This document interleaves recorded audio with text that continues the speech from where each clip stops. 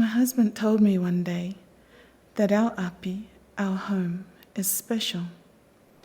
It's part of the history of Tonga, he said.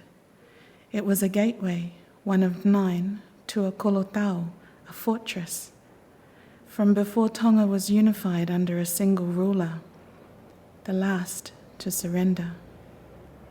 Little remains of the fortress, which concealed over 1,000 at its peak, it stood unconquered for several decades, under the protection of brilliantly ferocious warrior brothers, Tākai and Fa'e. Musket-proof, cannon-proof, impenetrable. Outside the palisade walls ran deep ditches and terraced earthworks lined with sharpened ironwood spikes. These stretched over our now flat, green, and peaceful lawn. Like my biblical namesake, Ruth, I married into a foreign land and culture. Your people will be my people, and your God will be my God, she said. But how does a global gypsy seek a place of belonging or the next best thing? In all my travels, I have found many stories, but none mine to tell.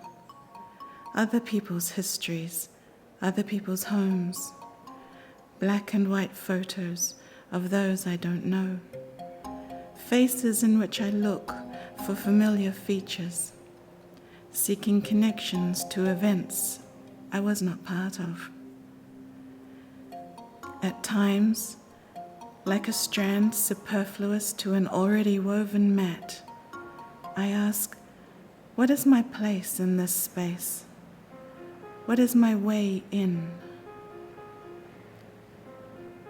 We moved back to Tonga from Wellington last year. The boys must know their father's family, village, culture, and language. The first thing we did was build a gate to keep our dogs in and other people's pigs out. An old tropical almond tree by this new gate marks the spot where an English captain fervently sought martyrdom and was mortally wounded in a final desperate attempt to take the fortress. My husband told me one day that the name of our api was Nuku'alofa, the place where many go together into the underworld. On learning that the land on which my babies play is blood-soaked, I don't quite know whether to be proud or sickened. And I'm still not quite sure if it's my story to tell, but I want to tell it.